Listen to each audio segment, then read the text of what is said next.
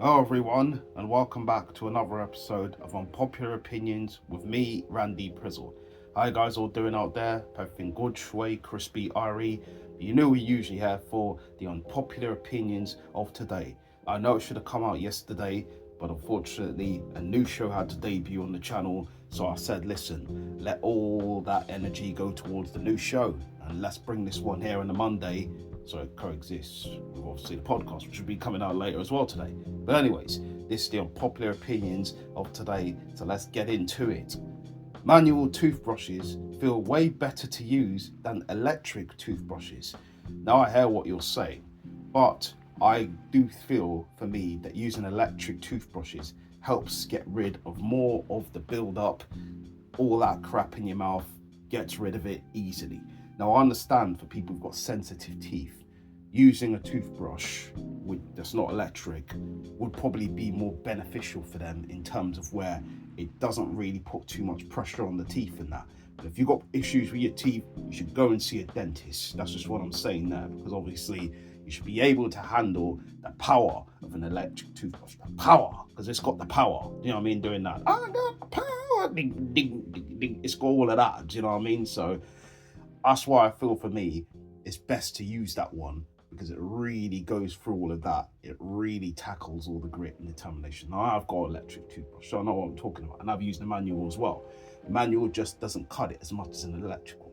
Electric does the swell, goes in through the gaps and everything, takes all that, all of that crap out, and then makes sure your teeth feel fresh and feel good afterwards.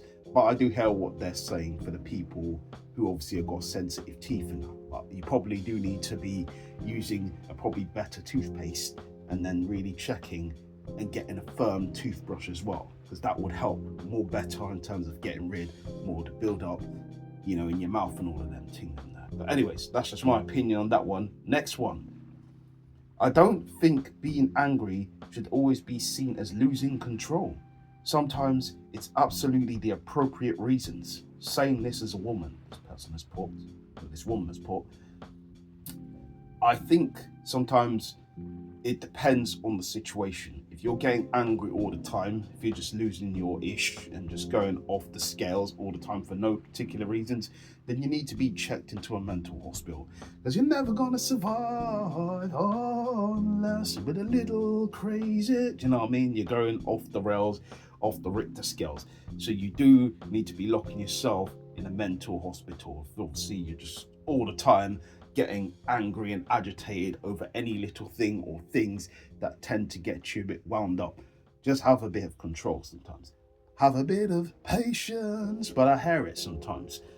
Losing control when people try you, you definitely have to have a response to them. Because if you try talking to them and they're not trying to hear you out, then the next best thing is to get mad. Do you know what I mean? Or even punch them in the face. So I do feel that, losing control is sometimes the best response to someone who's not trying to reasonably hear you out when you're trying to speak to them or conversate with that person. Then that person needs to pow, yeah, I'm need to be pow, you don't know about me, pow. So it's one of them things, you know what I mean? Losing control is necessary when someone a sucker doesn't really try to hear you out. You know what I mean? Then you have to really knock a sucker out. But anyways, let's move on to the next one. Traveling is not relaxing. Now it depends. I think it depends on what type of traveling you're doing. You know what I mean? If you're going on a solo trip, then it's probably most likely to be very, let's say, calming, soothing for the soul. If you're traveling with family though, that's a different story, because you're traveling with family, you can still be getting stressed out. Do you know what I mean? Where your kids, if you have children, all of this, do you know what I mean? What they were doing back when you were home, they're doing it when you're obviously traveling abroad. And if you lived abroad, or you're traveling to like your home country or your parents' home country, then it's one of them ones. You see family members, they want this or they want that, or you're trying to just be happy and hunky dory with them, and some of them are screw facing you because they ain't seen you in a while. Then you know what I mean. It's one of them things. You don't feel as welcome sometimes. You just oh, I just got to see them because I got to see them in it. But it's one of them things. I think if you're traveling solo, you're traveling with your partner, a destination that obviously you're not bringing the kids along, then you probably will enjoy your traveling a lot much more. But when you're bringing the children, if you're bringing that annoying auntie, that annoying uncle, do you know what I mean? Then it's gonna be peak. Do you know what I mean? That isn't as much enjoyable than when you're going with your partner, or even with yourself, or even with one of your family members that you actually like, or your friends. So it's one of them ones still. Next one. Loving yourself doesn't necessarily mean you start treating people like they don't matter.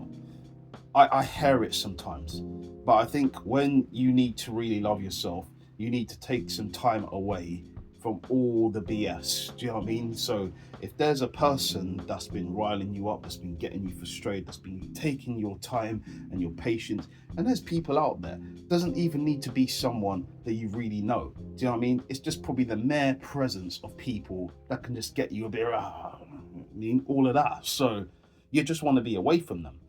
And I hear it. Sometimes it's best to have some distance with people, not all the time. You know what I mean? Loving yourself sometimes does mean sometimes probably you have to speak to people as well to get over that hurdle to actually start loving yourself. Do you know what I mean? If you have problems with loving yourself, do you know what I mean? Then really you should go and love yourself. Do you know what I mean? I hear it.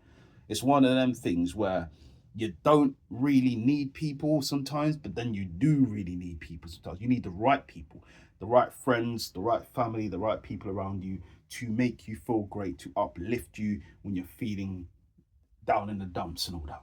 But that's that, guys. And that's it for this episode of Unpopular Opinions. So, till next time, guys, I'll react and give my opinions later on.